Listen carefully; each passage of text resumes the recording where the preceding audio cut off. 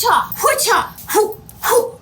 If you've been around here for any length of time, you probably have learned that the safety pin might be my favorite tool, and that it's all about the darts, and we love darts and all of that. But we're not talking about darts in this one. We are talking about the safety pin. This is my favorite tool, but one should know how to effectively use their tools. Do you know the best and most efficient way to use your safety pin? That's what we're gonna dive into today for today's Tricky Thursday. Let's go.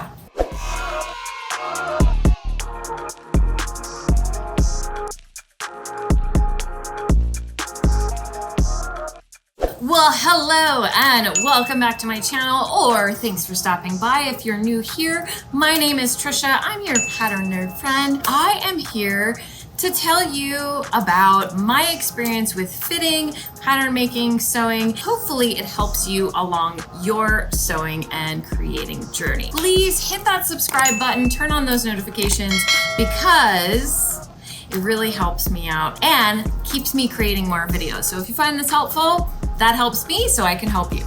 Anyway, today what we're gonna be talking about is effectively pinning, and how do you really use safety pins when you're doing a fitting to be the most effective. I do bring this up because it seems to come up a lot when I'm seeing students do their fittings using safety pins. To my surprise, honestly, because I have always been introduced to fitting with using safety pins, but that is not a well-known fact. So if you're just learning this, it's okay. You're in the majority. This is something that blows people's minds when they start learning from me, that I'm like, no, you must use the safety pin. It allows for you not losing the information that you're collecting during the fitting, and it allows you to work more efficiently and faster and really get the information that you need to know. Plus, they're so handy. I have them all the time. I use them all the time. That's the first thing, is that most people don't even know that they should be using safety pins when doing a fitting. So then we introduce safety pins,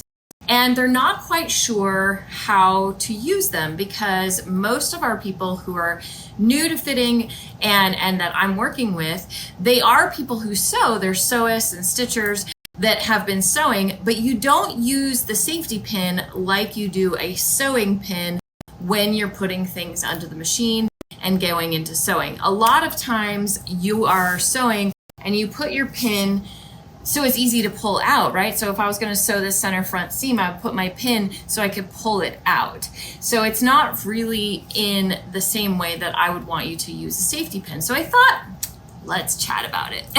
This is Isabel. If you haven't met her yet, she's my lady. I've got a couple of them around, but Isabel is named after my grandmother. I got her from her when she passed on. So I love using Miss Isabel. She's one of my favorites. She's the one that usually helps me when Susie is not available, when I want to show a little bit more life size. Something that you want to be thinking about when you are using your safety pins in a fitting is basically you want to use the safety pins like how you sew. And what I mean by that is, if I wanted to close up the front of this bodice, and this is another tip actually that I wanted to share with you. Let's talk about that first, and then we'll talk about the pins. So a lot of times I recommend, when you're doing a fitting, if you're doing a mock-up especially, that you leave extra seam allowance. So extra seam allowance is usually about 1 inch. It could be more, it could be less.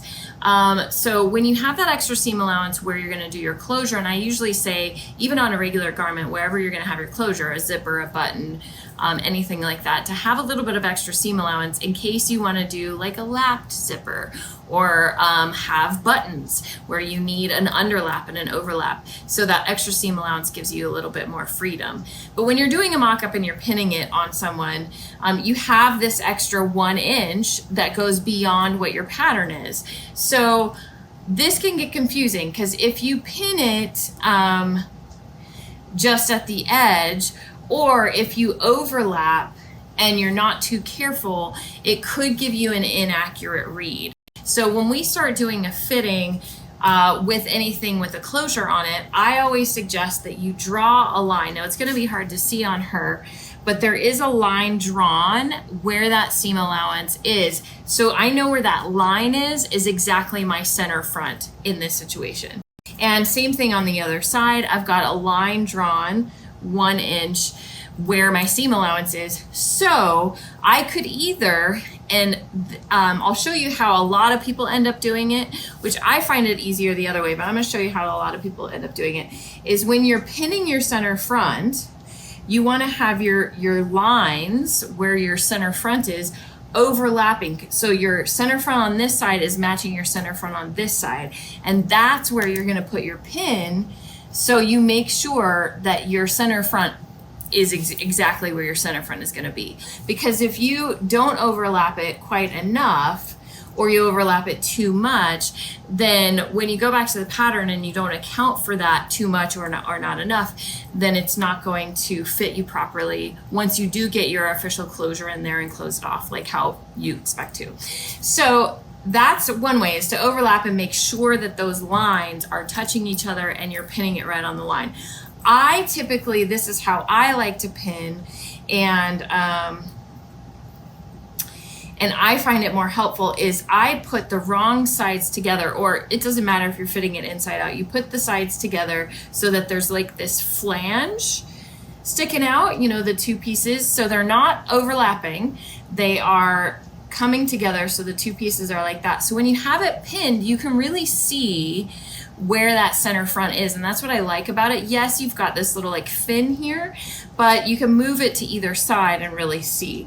And so when you do that, and again, I would suggest that you draw your line, you want to be pinning on that line. Like I said, I always explain it like pin like you would sew. And let's get a little closer here so you can see.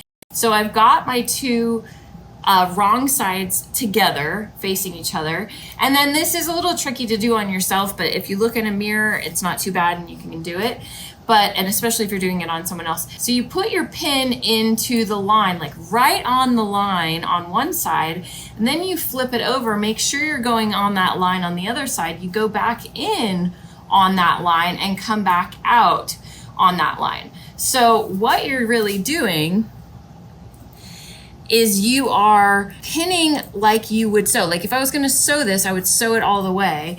So I'm using the pin to act like stitches in a way. So I'm kind of stitching it with the pin. So I would just go in, you know, on the one side. And that's why I like having that line there, because that way I can tell I am right on the center front. And I just did another one. So you want them to go up and down, you know, as you're holding your seam together. And this is the same for if you are, say you need to take up your shoulder.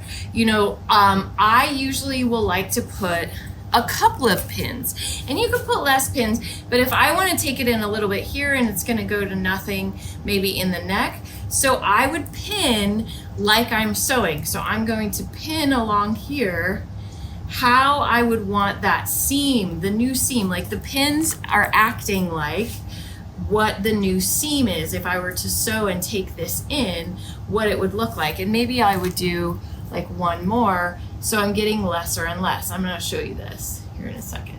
So see how my pins are kind of creating this basting, like almost like a stitching, if you will. And I got less and less because I didn't need it taken in as much over here. So really what the pins are doing is they're holding a place for where you would want a new stitch to go. Right? So the other reason why I like closing up my centers like this, or wherever my opening is going to be, and I'll show you the difference if you were to pin, because I have seen this before, where you pin it going like this, like, okay, I'm on the line, but I'm going the other way, like how we would pin to sew. The problem with that is, let me show you. See how I've opened it up and now my centers are not touching anymore because that pin has that space in between. So that's why it's really important to have that go together and then pin straight through. So think of it, what really helps me and how I explain it to my students is the pinning is like sewing with the pins. It's like hand basting, but with safety pins. And it's a temporary, like, is that what I like? If I took that in that amount, would that feel good? And you can kind of feel how it's gonna feel on your body and look and see if that like fixes the problem that you were having. Same thing if you were opening it up, like this is why I suggest that you add extra seam allowance. We'll go back to the front for this.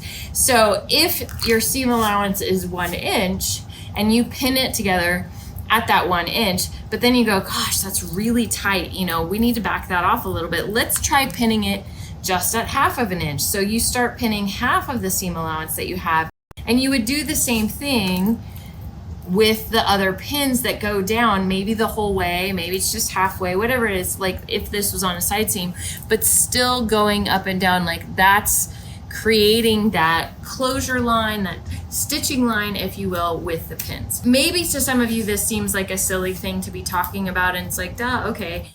But honestly, I can see, for me, this is something that's just second nature to me. I've been doing it so long, it just makes perfect sense, and I understand the reason for the pins and what I'm trying to achieve. But you know, if this is all new to you, how would you know? How would you know otherwise? So hopefully you find this helpful, and this little tip will make a huge difference when you're doing your fittings. That's what we have today for Tricky Thursday. If you're interested in more pattern help, we do have a free pattern masterclass. That link is listed below if you're interested in that. Or this might be coming out during my FITabulous Fit Bootcamp.